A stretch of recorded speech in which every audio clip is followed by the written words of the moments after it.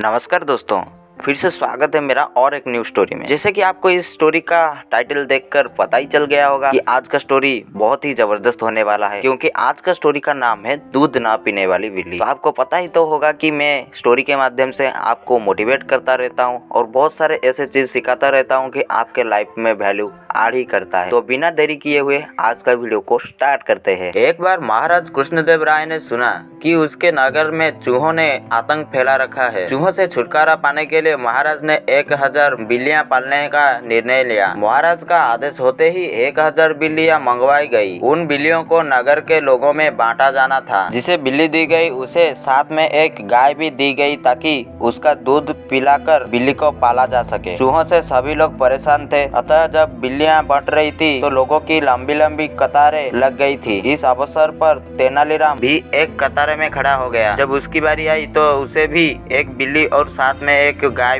दे दी गई। बिल्ली को घर ले जाकर उसने गर्मा गर्म एक कटोरा दूध उसे पीने को दिया। बिल्ली भूखी थी। बेचारी ने जैसे ही कटोरे में मुंह मारा तो गर्म दूध से उसका मुंह बुरी तरह जल गया। इसके बाद बिल्ली के आगे जब दूध रखा जाता, चाहे वो ठंडा ही क्यों न हो, बिल्ली वहाँ से भाग खड़ी होती। गाय का सारा दूध अब तेनालीराम वो उसके परिवार के अन्य सदस्य ही पी जाते। बेचारी बिल्ली कुछ ही दिनों में इतनी कमजोर हो गई कि उसमें चूहे पकड़ने की ताकत भी नहीं रही। 3 माह बाद महाराज ने बिल्लियों की जांच करवाई। गाय का दूध पी पी कर सभी की बिल्लियां मोटी तगड़ी हो गई थी, परंतु तेनालीराम की बिल्ली सूख कर कांटा हो चुकी थी। वो सब बिल्लियों के बीच में अलग पहचानी जा रही थी। महाराज ने जब तेनालीराम की बिल्ली की हालत देखी तब वे क्रोधित हो उठे। उन्होंने तुरंत ही तेनालीराम को हाजिर करने का आदेश दिया। तेनालीराम के आने पर वे गरजते हुए बोले, तुमने बिल्ली का यह क्या हालत बना दिया है? क्या तुम उसे दूध नहीं पिलाते? महाराज, मैं तो रोज इसके सामने दूध भरा कटोरा रखता हूँ, अब यह दूध नहीं पीती, अब यह दूध पीती ही नहीं है, तो इसमें मेरा क्या दोष है? महाराज को यह सुनकर बड़ा आश्चर्य हुआ। वो अविश्वास भरे स्वर में बोले, क्यों झूठ बोल रहे हो? बिल्ली दूध नहीं पीती? मैं तुम्हारी झूठी बातों में आने वाला नहीं हूँ। परंतु महाराज, यही सच है, यह बिल्ली दूध नहीं पीती। महाराज झल्ला कर बोले, ठीक है, यदि तुम्हारी बात सच निकली तो तुम्हें 100 स्वर्ण मुद्राएं दी जाएगी, अन्यथा 100 करोड़ की सजा मिलेगी। मुझे मंजूर है,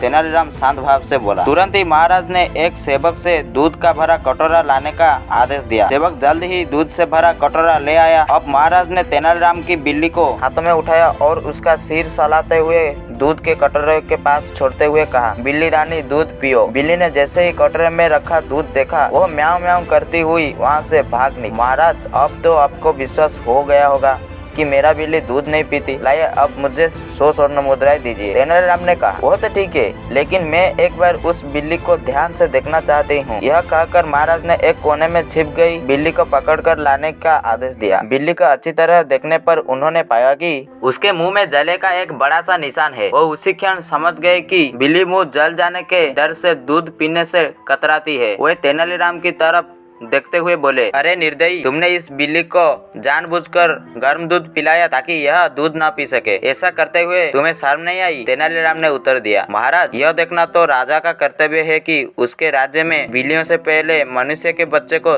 दूध मिलना चाहिए। इस बात पर महाराज हंस दिए। उन्होंने तेनालीराम को तुरंत ही 1000 स्वर्ण मुद्राएं भेंट की और बोले, तुम्हारा कहना ठीक है, परंतु मैं आशा करता हूँ कि भविष्य में तुम बेजुबान पशुओं के साथ दुष्टता नहीं करोगे। तो दोस्तों, आज का कहानी को यहीं पर विराम देते हैं। और आपको क्या लगता है, तेनालीराम जो भी कुछ किए तो वो ठीक किए या फिर गलत? अगर आपको कुछ भी ठीक या गलत लगता है तो आप कमेंट सेक्शन में जरूर बताएं। और आप इस चैनल में नए हो तो चैनल को सब्सक्राइब करके बेल आइकन को ऑल पे सिलेक्ट कर दो, ताकि मैं जब भी वीडियो अपलोड करूँ आपके पास सबसे पहले नोटिफिकेशन जाके पहुंच सके। तो मुझे कमेंट सेक्शन में जरूर बताना ये कहानी आपको कैसा लगे। तो हम मिलते हैं अगले वीडियो में, तब तक के लिए बाय बाय।